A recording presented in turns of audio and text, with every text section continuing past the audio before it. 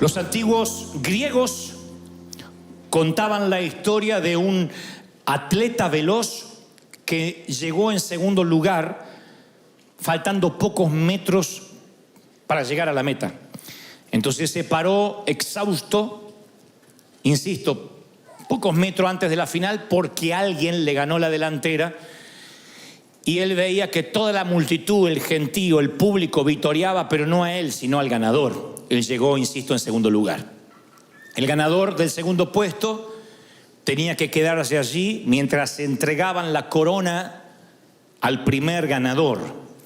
Tenía que estar con los otros corredores mientras daban discursos de felicitación, obviamente, al ganador, en honor al victorioso, y él no se podía ir, tenía que oírlos.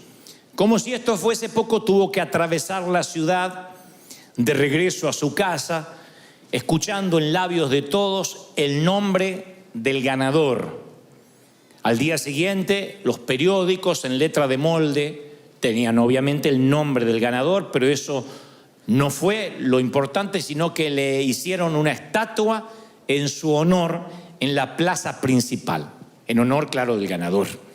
Así que, con tal mala fortuna, que el que llegó en segundo lugar justo vivía cerca de la plaza.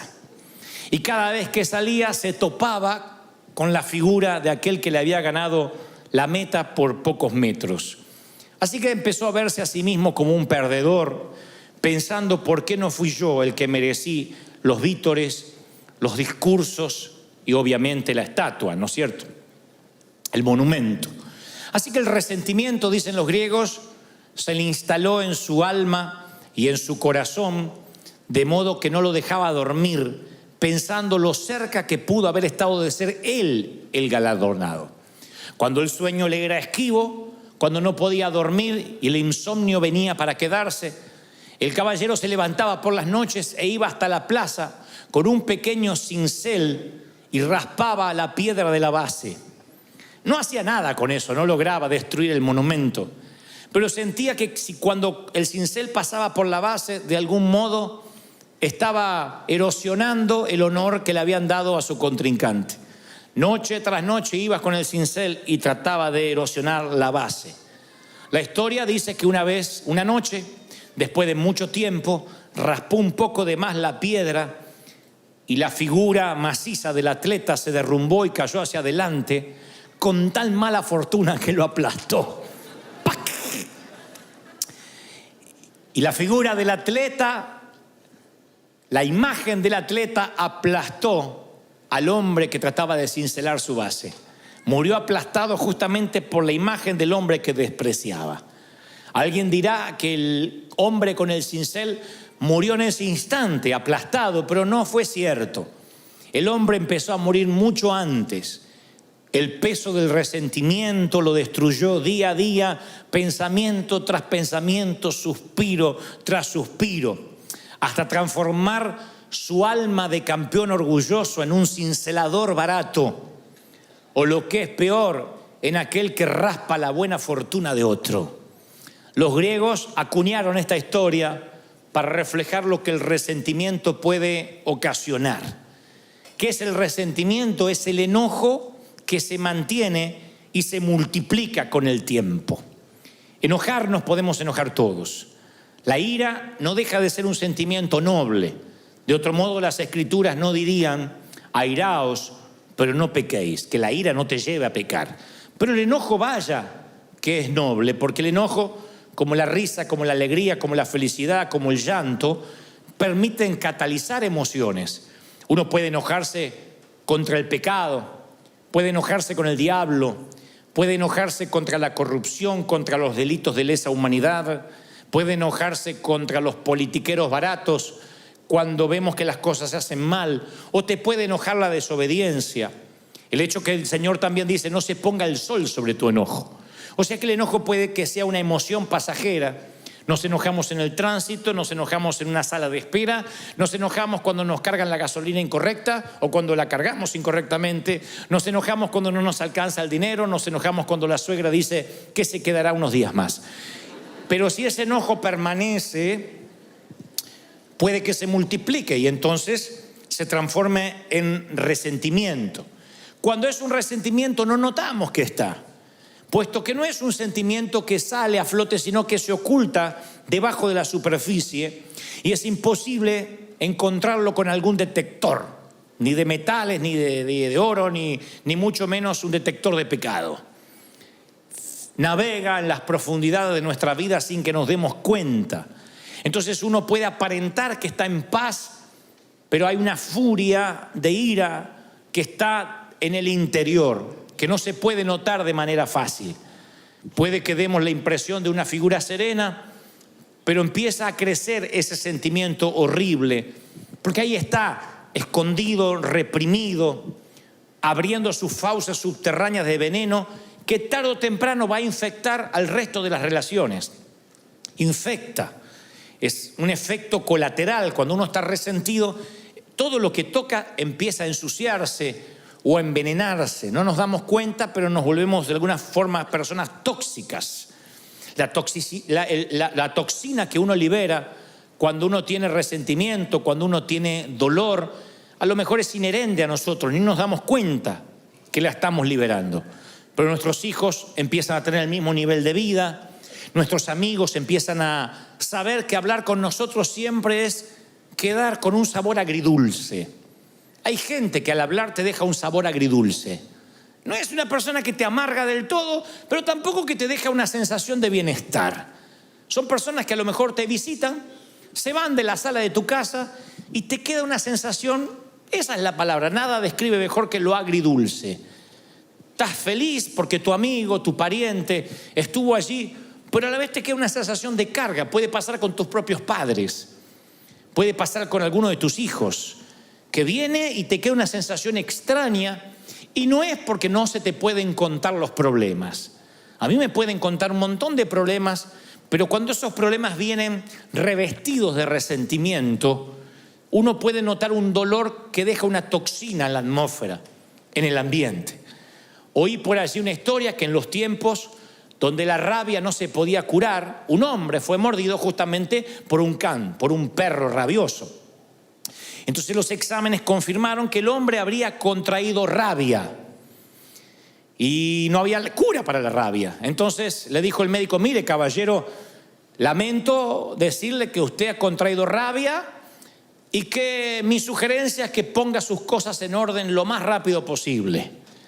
El hombre dice: no me puede desahuciar de manera tal.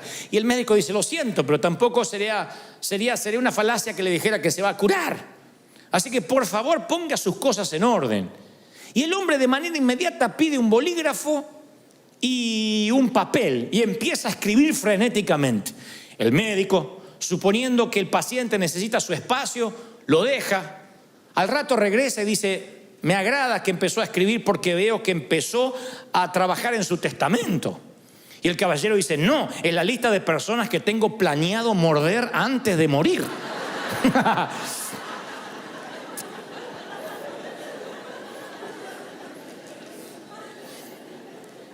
Entonces los resentidos son aquellos que fueron mordidos alguna vez y canalizan su energía mordiendo a otros y los transforma en personas permanentemente enojadas, en un enojo que no se va cuando se pone el sol, sino que permanece. Vino como un visitante, luego se quedó como un intruso y hoy es un huésped permanente. El enojo.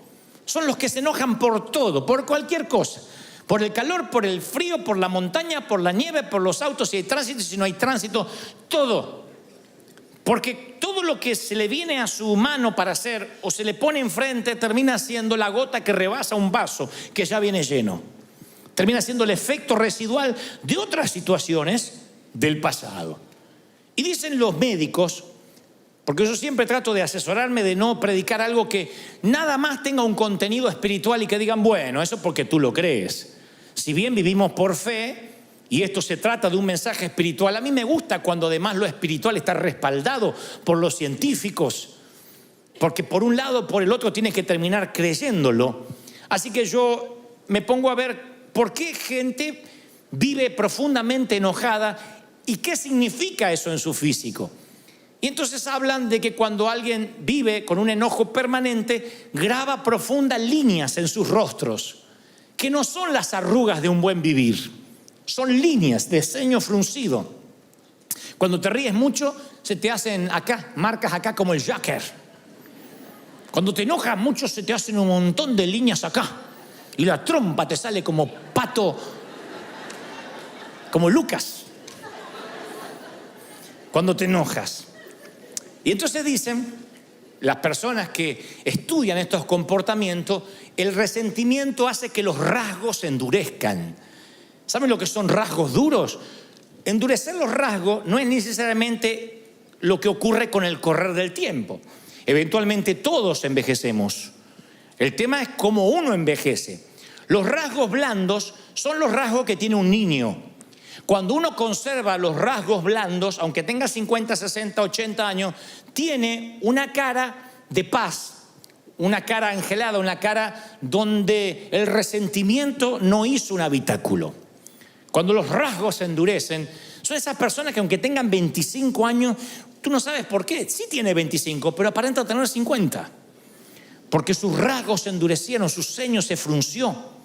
Y eso tiene que ver con la manera en que el cuerpo cataliza el resentimiento, la falta de perdón.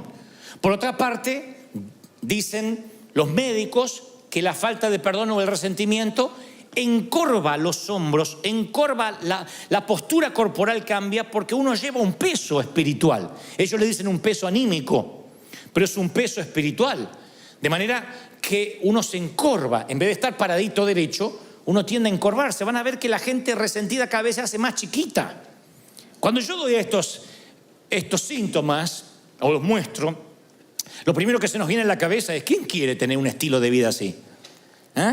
¿Quién quiere vivir encorvado, con los rasgos duros, con el ceño fruncido? Nadie. ¿Quién elegiría vivir ese estilo de vida? Nadie. Sin embargo, el resentimiento entra a veces sin nuestro consentimiento y después nos acostumbramos a vivir con él. Si vas a buscar en la Biblia la palabra resentimiento, no está, no aparece en las concordancias. Es un término relativamente moderno, acuñado hace 2 siglos atrás. Pero Pablo, el apóstol, utiliza una frase que se acerca mucho al significado de manera sorprendente. Y cuando les diré dónde, se van a sorprender más todavía. En el capítulo del amor aparece lo más parecido al resentimiento. En 1 de Corintios 13, donde está la prosa más elegante acerca del amor, allí aparece semiescondido lo que sería contrario justamente al amor puro, el resentimiento. Es aquel versículo 5 donde dice: el amor no hace nada indebido. Claro, esa es la traducción, en este caso al español. El amor no hace nada indebido. Sin embargo, en el original griego, en el hebreo también tiene un significado, pero en griego me gusta más porque se asemeja a lo que realmente es la amargura o el resentimiento. El original dice logizomai, Logizomai, logizomai. Entonces dice: el amor no es logizomai. Y uno diría: ¿qué es eso? ¿Qué no es logizomai? Bueno, es una palabra de los contadores públicos certificados de la época. En el primer siglo, cuando la gente tenía una deuda que no podía pagar y se transformaba en un moroso constante, no iba a collection, ni le llegaban cartas de desalojo. Había contadores que anotaban su deuda en lo que se llamaba un libro mayor de contaduría. Y esa deuda era escrita en tinta, con una pluma. O sea que no se podía borrar, quedaba parte de tu background. Vivías como moroso o como un mal pagador el resto de tu vida. Algo así como el background que podemos tener nosotros ante la ley. Alguien que comete un ilícito o un acto delictivo, inmediatamente eso forma parte de su hoja de vida. Y aún así pagues tu sentencia, pagues tu deuda con la sociedad, cuando salgas de la cárcel, aun cuando cumpliste, insisto, tu condena, cruzas una luz en rojo, inmediatamente el policía coloca tu placa o tu nombre en su computadora y le aparece que estuviste en la cárcel y por qué razón. Eso se llama tus antecedentes penales. En el primer siglo no había un sistema computarizado de antecedentes penales, pero había un libro mayor de los contadores que era justamente lo que el apóstol dice, el logizomai. Y Pablo dice, en el verdadero amor no hay libros contables, no hay contaduría, nadie te lleva la contabilidad de tus metidas de pata. El verdadero amor no publica tabla de posiciones, quién salió primero y quién salió segundo. El verdadero amor no hace lista de a quienes tienes que morder. El verdadero amor, y esto le da título al mensaje, se acuerda de olvidar.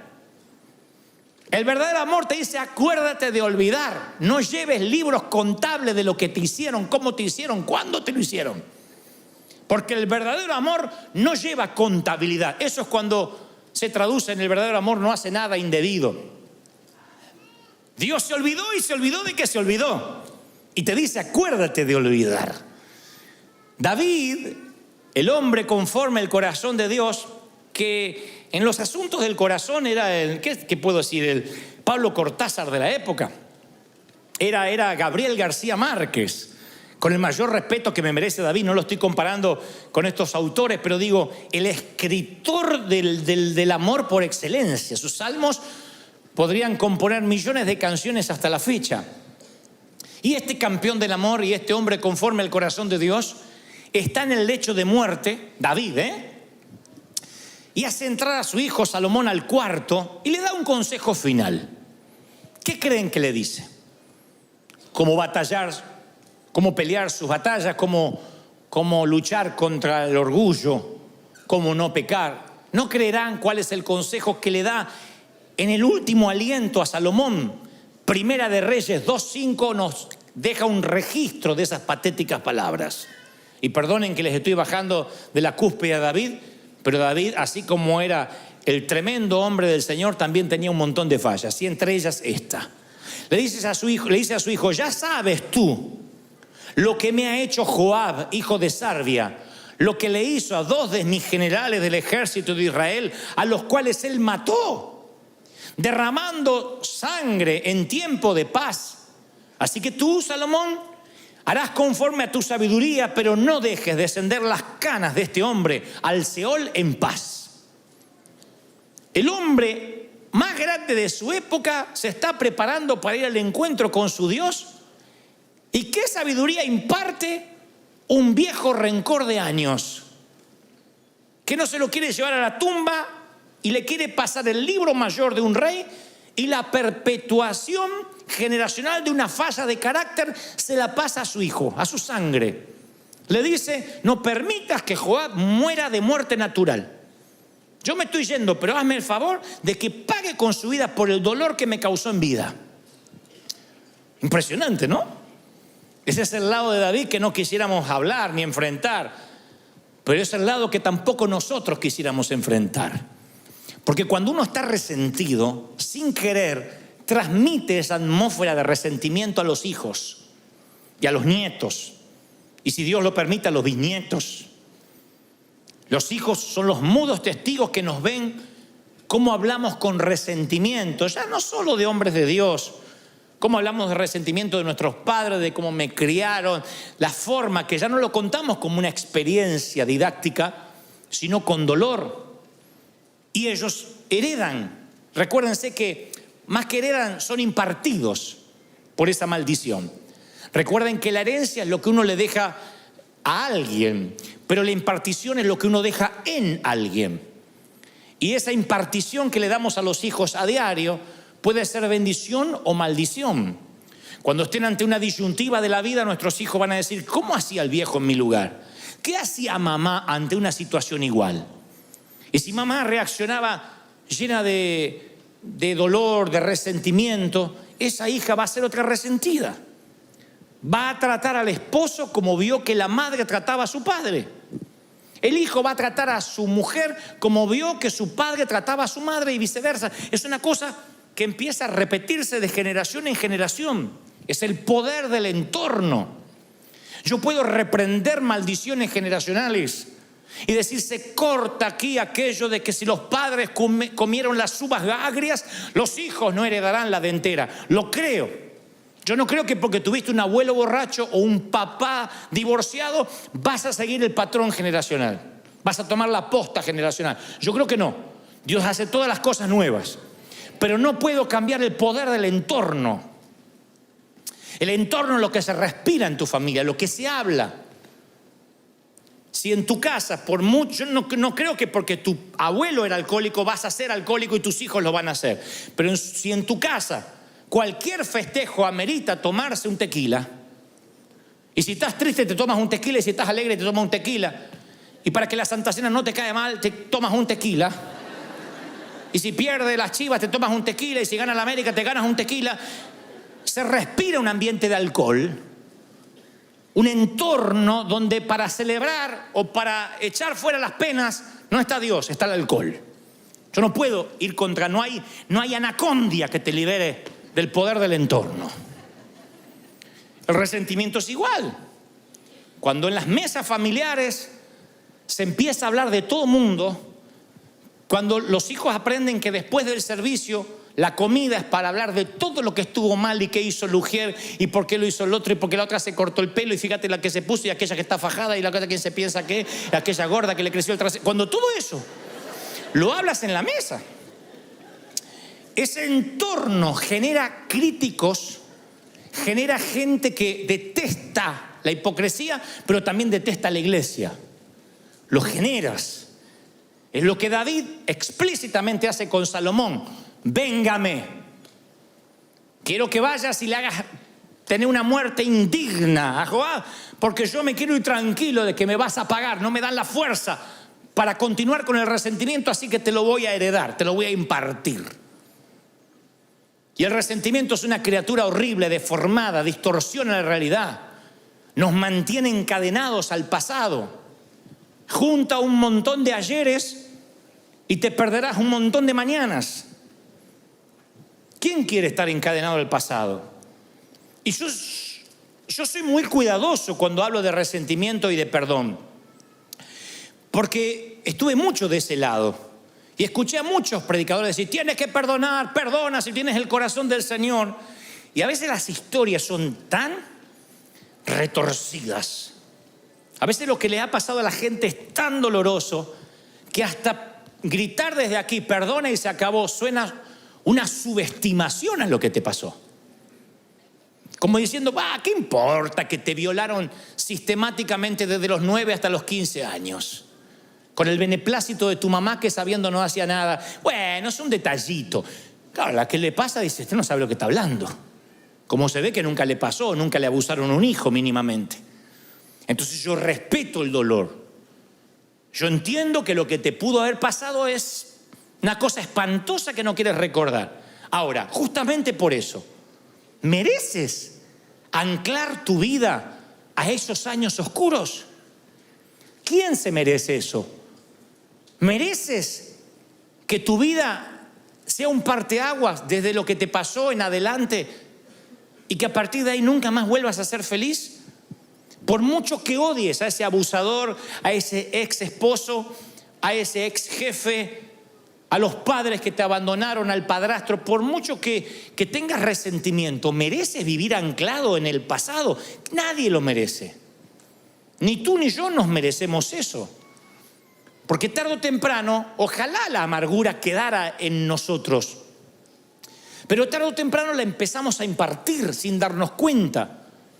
La amargura y el resentimiento se describen a través de muchas palabras ilustrativas, pero la más perdurable es la que encontramos en Hebreos 12:15. El escritor a los hebreos dice, mirad, no sea que alguno deje de alcanzar la gracia de Dios. Pregunto lo que pregunté esta mañana. ¿Habrá alguien aquí que ose decir que no necesita el perdón de Dios hoy? ¿Habrá alguien que diga, no, es que yo vivo puro? La verdad es que no sé ni para qué murió Cristo por mí, porque yo soy tan santo e impoluto. ¿Habrá alguien que diga, yo no peco, hoy no pequé, mis pensamientos son puros? Yo creo que todos necesitamos un regaderazo de gracia. A diario. Todos. Nos incluye a todo mundo. Y fíjense qué peligroso lo que escribe el escritor de los Hebreos, que dice, no sea que alguno no alcance la gracia. No sea que alguno no sea perdonado. Y uno dice, a ver, ¿qué va a decir? ¿Qué es lo que no tiene perdón? Bueno, dormirse en un sermón de Dante podría no tener perdón.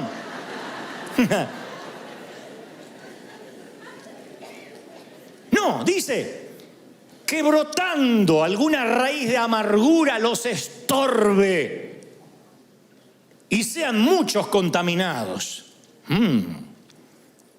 Para que una raíz de amargura brote, la amargura tiene que estar subterránea, si no, no brota. Para que algo brote tiene que estar abajo sembrado. Y si dice que la amargura brota, es porque la amargura está debajo. En algún momento la semilla del rencor cayó en esa tierra. Si no, ¿cómo va a brotar rabanitos o tomates? ¿Cómo va a brotar brócoli si nunca sembraste brócoli? Y dice, no sea que les brote una semilla, una raíz de amargura y los estorbe. Imagínate que te pierdes la gracia de Dios porque tú no das gracia. Me hiela la sangre pensar que porque yo no puedo perdonar, Dios tampoco me perdone a mí. Y el Señor, por si a alguien le queda duda, dice, sí, con la misma vara que medís, serás medido. Con la misma vara. Es bíblico. Los que piden justicia para el otro y misericordia para sí. No, si pides justicia para el otro, tú no quieres justicia para ti. No te agradará que Dios te opere y te mire con justicia. Tú no quieres justicia. Yo no quiero justicia.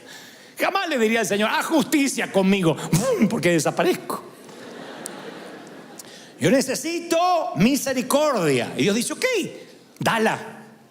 Lo que siembras cosecha. Da gracia, recibes gracia.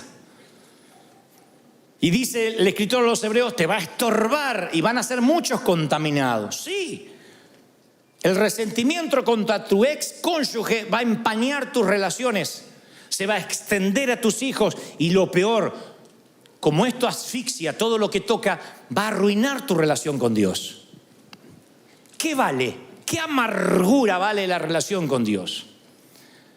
Que sientas un cielo de bronce, que Dios no te oiga porque tú no puedes perdonar. E insisto, no subestimo tu dolor. Yo te entiendo. Ahí cada uno de acá tiene una historia triste para contar.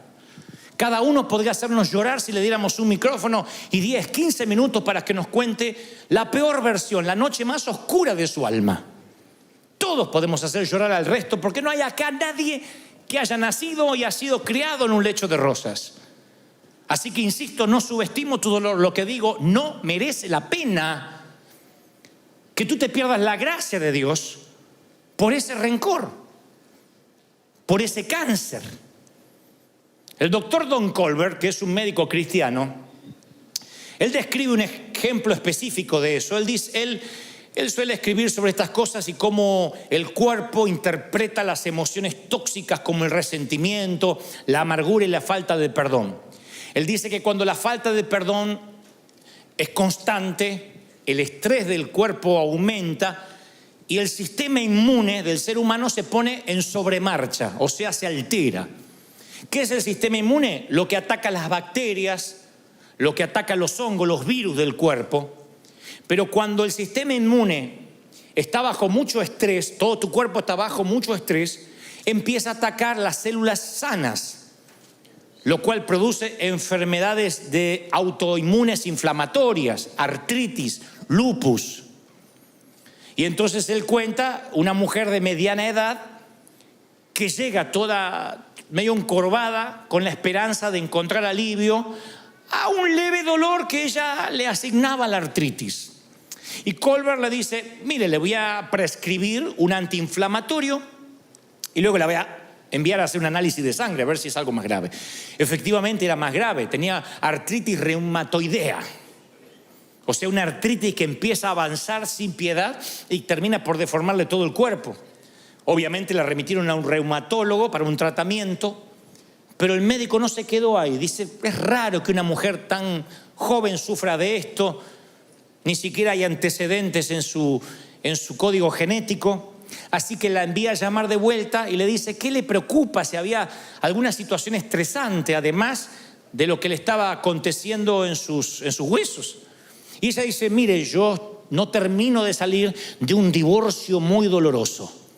Don Colbert lo relata así, dice, cuando mencionó el nombre del ex marido, el semblante tierno cambió dramáticamente, fue Hulk.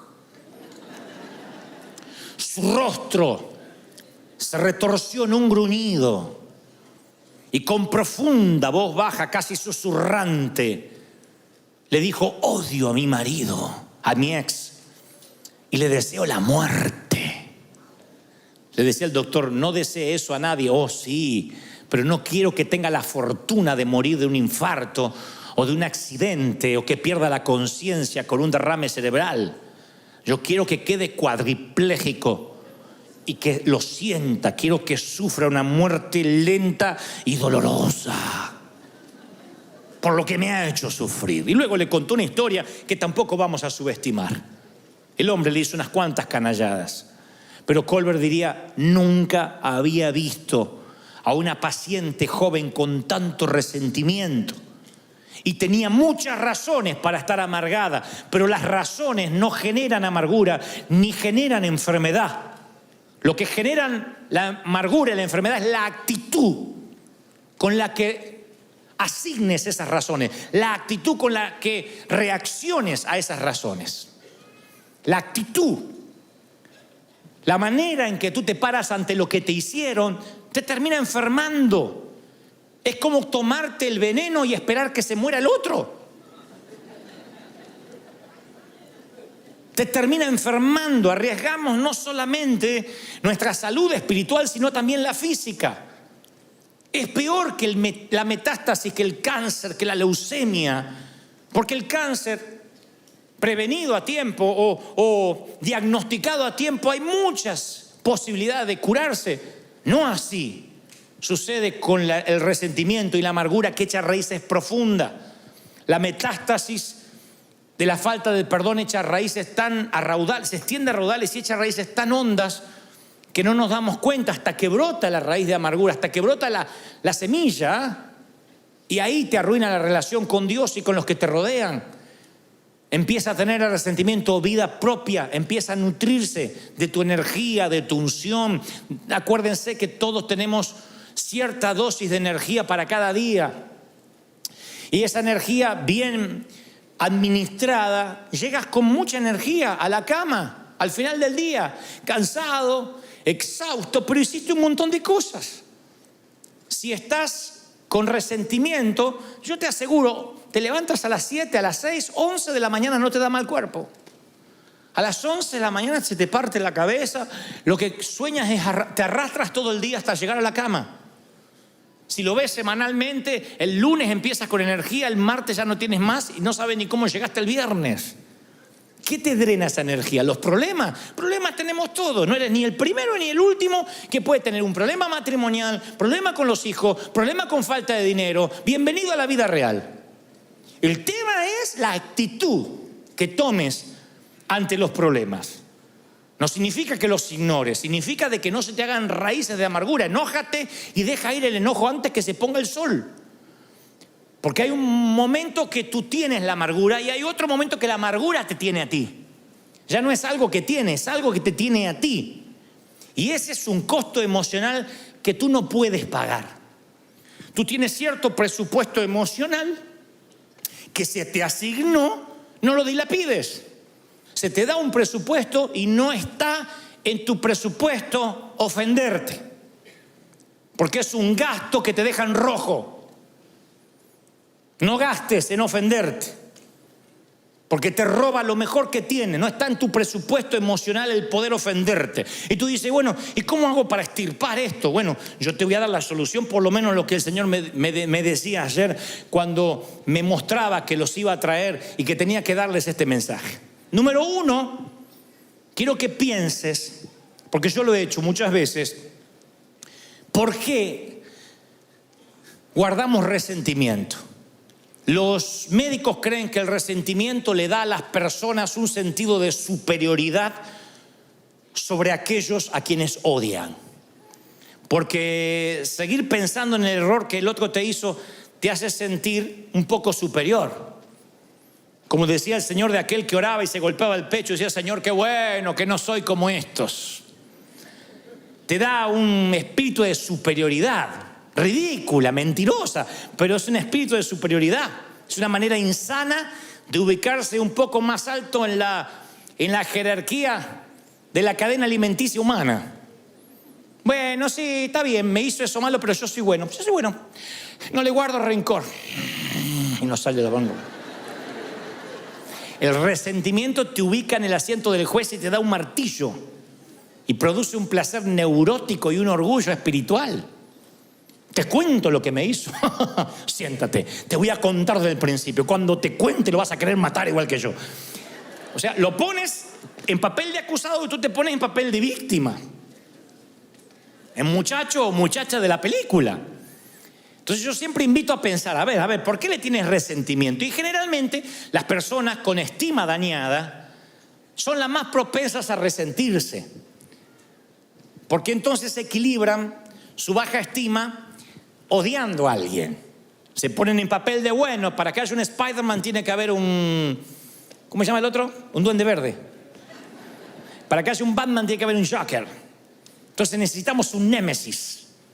Necesitamos un enemigo en alguna parte para decir, bueno, yo soy mejor. Yo soy más bueno. Si no, pasamos a ser nosotros los villanos. Dios nos libre. Siempre estamos buscando a alguien que sea más odioso que nosotros. Entonces nos ubica en una postura, en una jerarquía superior. Así que yo siempre le invito a las personas con resentimiento, vamos a pensar. Y luego le digo, escríbelo, porque a veces lo he hecho. Uno de los mejores dones que Dios nos ha dado es el talento de operar una lapicera sobre el papel. Entonces yo le digo, a ver, escribe lo que te hizo. Usted dice, no, es que yo sé lo que me hizo, no necesito escribirlo. Pero yo le digo, escríbelo, porque es increíble cuando uno lo escribe, como cuando uno quiere poner esos sentimientos ante la vista, uno se sorprende, no sabe qué poner. Cuando uno los tiene que escribir. Hay familias que están peleadas por años y ya no se acuerdan por qué. Porque los antagonistas, los que se pelearon, están muertos.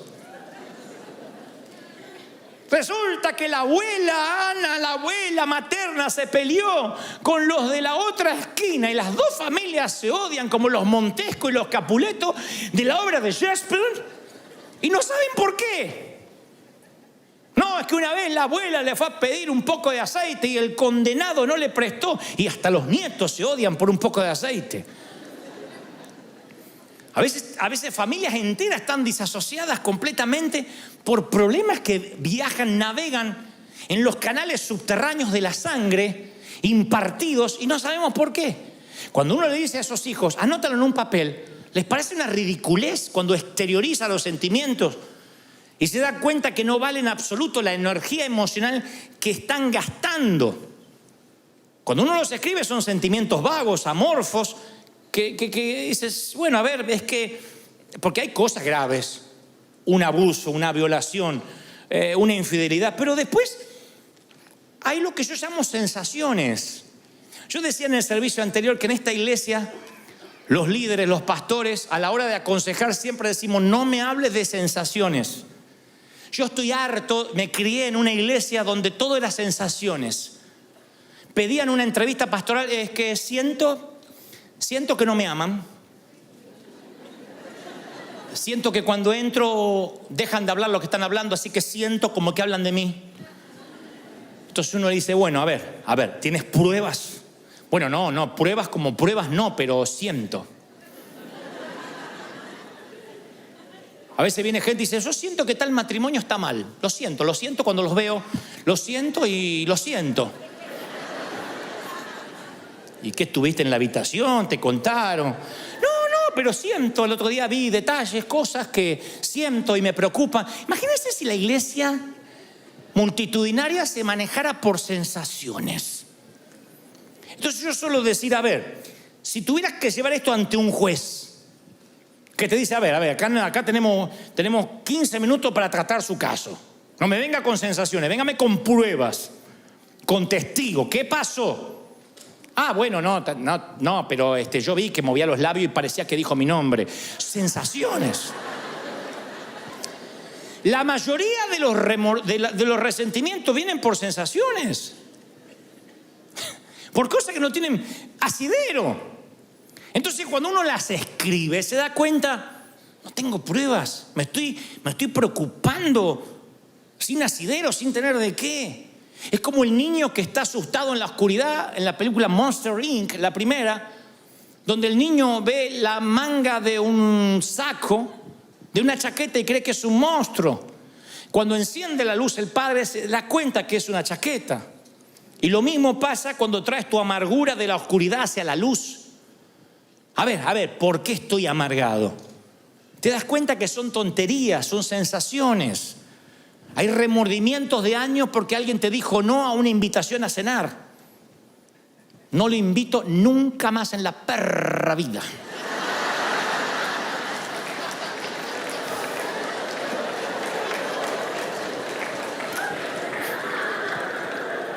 En la perra vida, no a la perra, no. En la perra vida. No le invito más. ¡Se acabó! Me acerré. Y cuando yo me cierro. Y por ahí el otro no tenía ganas de ir a comer. Y se arman unos problemas. Unos resentimientos. Ni les cuento cuando en nuestra iglesia un muchacho se ponía de novio con una muchacha y no llegaban al casamiento. No se casaban, estaban de novios, se dan cuenta que eran incompatibles, que no se llevaban, que les pareció que se gustaban, pero después que no. Gloria a Dios que antes de casarse se dieron cuenta. Pero ya eran dos familias enfrentadas. Con mi niña no van a jugar. Y ya se iba una familia dividida y la otra no. Si van ellos, yo no voy. Si el pastor no los echa, nosotros no nos congregamos más. Esas sensaciones, ridiculeces, que hoy uno en perspectiva dice, ¿de verdad? ¿De verdad? ¿De verdad alguien quiere que su hijo se case con quien no ama o su hija con quien no ama para que no haya problema, para que nos podamos sentar juntos en la misma iglesia? ¿De verdad? ¿Cómo uno entra en esos rieles de necedad por sensaciones? Pues yo digo, escríbelo, escríbelo, tráelo a la luz. ¿Por qué detesta? ¿Qué te dijo? Hay personas que detestan a hombres de Dios porque vio un videíto de YouTube. No, yo vi el video y lo conoces personalmente, te tomaste un café, pesaste su corazón, su espíritu. ¿Quién resiste el análisis de un video si una cámara te siguiera las 24 horas y editaran video de lo que dices? Y hay gente que odia con un odio visceral a personas porque vio un videíto y leí un estudio bíblico que hicieron en contra del fulano. Es increíble. Porque nada merece tu odio ni tu resentimiento si mínimamente no tuviste una confrontación seria, algo que está irremediablemente roto, que no se puede resolver, que no hay posibilidad de perdón. Por eso digo, piénsalo, luego escríbelo. El tercer consejo, no tengo base bíblica para esto, pero es terapéutico, resulta, porque yo creo que no hay solución psicológica a los problemas espirituales. Pero eso siempre digo, cuando un día estás muy enojado por algo, nada mejor para las emociones fuerte, para quitar el filo del enojo reciente, nada mejor que una válvula de escape como el caminar. ¿Ustedes dirán caminar? Sí. Salir de tu entorno. Cuando estás viendo que hay resentimiento que se está gestando, sal a caminar. Si tienes cuentas con recursos, vete a pasear más lejos. Si tienes un automóvil, sube al auto y vete a dar vueltas sin sentido. Ustedes dirán, ¿de dónde sacaste eso? Abraham está metido en la tienda diciendo, no puedo tener hijo, estoy mal, estoy deprimido. Y Dios le dice, sal de la tienda, fuera. ¿Por qué Dios no le habla dentro de la tienda? Sal de la tienda y cuenta las estrellas y las puedes contar. Bueno, así, cabezón, serán tus hijos. Pero Abraham está en la lona, ve lona arriba, ve lona acá, está en la lona, está knockout, no ve nada. Dios le dice a Elías, vamos, vístete, cíñete, sal de la cueva, que largo camino te resta. Mi consejo cuando hay resentimiento, no te quedes hecho un ovillito tirado en el sillón mirando la Casa de Papel, porque no te resuelve nada. No resuelve eso las cosas. Cuando ves que hay un sentimiento que está creciendo, tienes que salir, despejar la mente. Háblame, Señor. Cantar, mirar los árboles, no sé, parece una bobería, pero es algo que el Señor le pedía a sus profetas. Muévete, sal, quiero hablar contigo. Corre, transpira esas emociones. Que vaya saliendo el rencor así mientras caminas. Después de 20 minutos quemas grasa, después de media hora quemas rencor.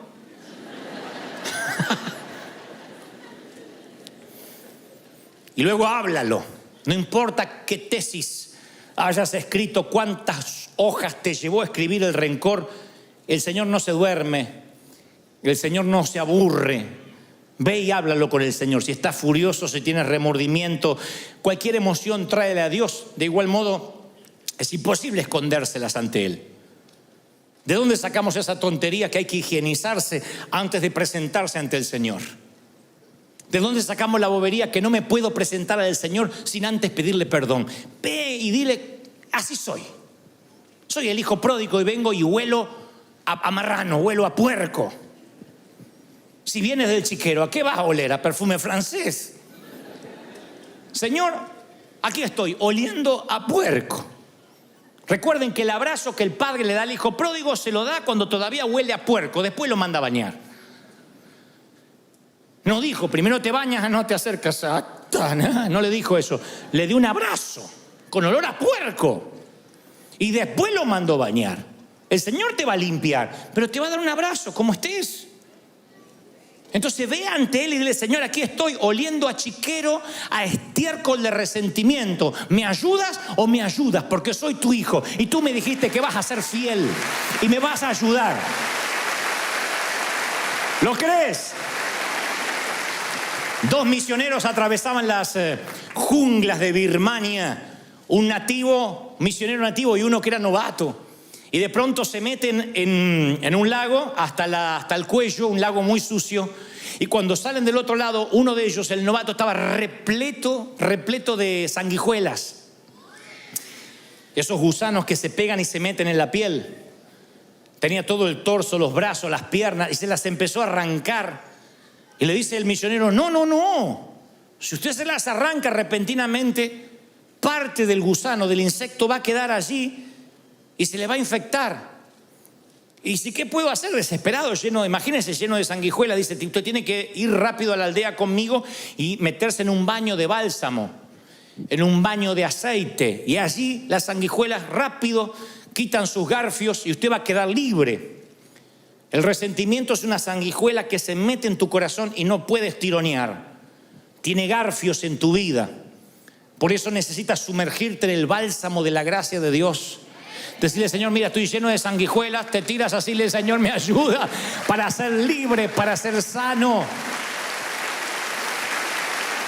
Y cuando la gracia, cuando el aceite te perdona, entonces tú puedes perdonar. Pero si nunca te dejas perdonar, tú vas a operar bajo la ley estricta del libro mayor. Vas a ser un contador, un contable. ¿Me hizo este? Aquel. Me ofendió. La está apoyando a esa loca. Y vas anotando.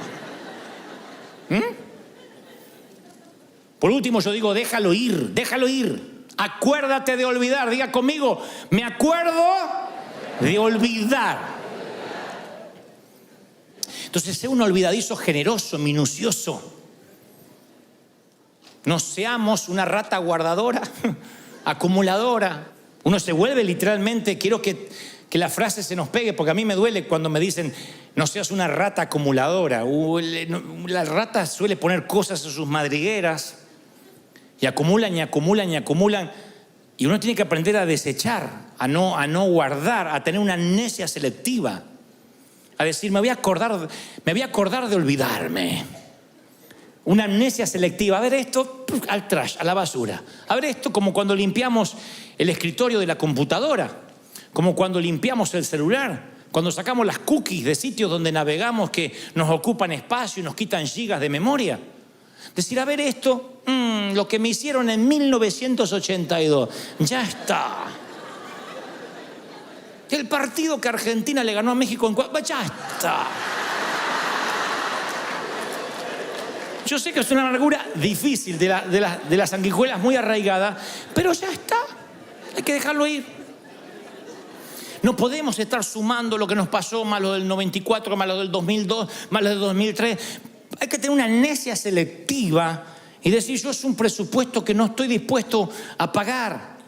Porque si estás enojado con alguien, lo cargas en tu espalda. Si te enojas conmigo, me llevas en la espalda toda la semana. Y si a la vez te enojas con tu suegra, vamos los dos. No me hagas eso. Es tu suegra, no la mía. No me pongas en tu espalda con ella. Viaja liviano y disfrutarás del viaje, porque aparte es la única manera de viajar que tenemos. Se supone que esta es la marca registrada de los hijos de Dios, que pagamos bien por mal, que bendecimos a los que nos maldicen. Se supone que esa es la manera, no hay otra. Miren, yo les voy a regalar esta historia. Antes de culminar, se la regalé en el primer servicio también a los que estuvieron temprano. La palabra dice que el verdadero amor echa fuera el temor, pero también echa fuera muchas otras cosas. Entre las cosas que echa es el resentimiento, lo echa fuera. Pero yo alguna vez oí una historia en que el amor y el resentimiento compartieron un cuarto, en una sala de hospital. En la sala de hospital había dos caballeros enfermos, uno de los riñones y otro de los pulmones. Debido a la condición de ambos, no podían tener un televisor, puesto que habían prescripto paz absoluta para la pronta recuperación de los dos. Entonces, en la habitación había una cama de un caballero que daba a la puerta interna del hospital y otra cama que daba al ventanal, a una ventana. Ambos estaban postrados. Uno de ellos, quien sufría de los pulmones, se daba el lujo, promediando 1 o 2 de la tarde, de sentarse en la cama, erguirse un poco y mirar por el ventanal. ¿Qué ves?, le decía quien estaba al lado de la puerta. Y el que estaba al lado del ventanal le empezaba a contar cosas como, bueno, son las 2 de la tarde y veo a la pareja de siempre que llegan al banco de la plaza. No me digas que esto da a una plaza. Oh, sí, una plaza maravillosa donde hay una banca que se presta para los enamorados y enfrente un lago con cisnes. No sabía que había cisnes por esta zona. No los hay. Pero cuando hay un lago tan acogedor, los cisnes hacen un sitio permanente para ellos. Y patos. ¿Qué más? Deberías ver los niños que llegan promediando las 3:15 de la tarde cuando salen de su colegio y empiezan a corretear. Y también las vecinas que cuentan los chismes del día. Algunas señoras son muy bonitas, por cierto. Y cuéntame más. Y cada día, quien miraba a la ventana le contaba a quien estaba del lado de la puerta el mundo que se abría detrás de las cortinas. Pero una semillita de enojo entró en el que estaba del lado de la puerta, porque en cierto momento pensó, luego de varios días, ¿y por qué no me tocó a mí del lado de la ventana? ¿Y por qué tengo que imaginarme con ojos imaginarios, valga la redundancia, lo que él ve con ojos reales? Y anidó ese enojo mucho más allá de cuando se puso el sol, de manera que subterráneamente le quedó una semilla de amargura que, como todo cáncer, empezó a crecer. Con el pasar de las semanas ya ni quería escuchar al amigo que le relataba lo que había por las ventanas, porque maldecía que él no había gozado la suerte de estar él contemplando aquello que se veía detrás de las cortinas. Su enojo hizo que tuviera un bajón anímico y los médicos notan de que sorprendentemente empieza a empeorar, que sus niveles de toxinas crecen, su glucosa empieza a variar. No entienden tal desmejoría, pero está tan amargado porque no puede ver por la ventana que empieza a ponerse grave. Pero lo que sucede después es más sorprendente. Una de las noches, el compañero que suele estar al lado de la ventana tose sin parar, se ahoga, llegan los paramédicos, lo llevan a cuidados intensivos y nunca más vuelve. falleció. No resistió, seguramente, a un virus intrahospitalario. Y ahora el caballero que está al lado de la puerta pide si es posible que a él lo trasladen a donde estaba su amigo o su ocasional compañero de cuarto, ya que no va a volver. Los enfermeros consideran que es un pedido noble, así que le cambian la cama y lo ponen del lado de la ventana. Y él inmediatamente, apenas se van los médicos, se reincorpora para ver él lo que apenas podía soñar a través de los ojos del amigo.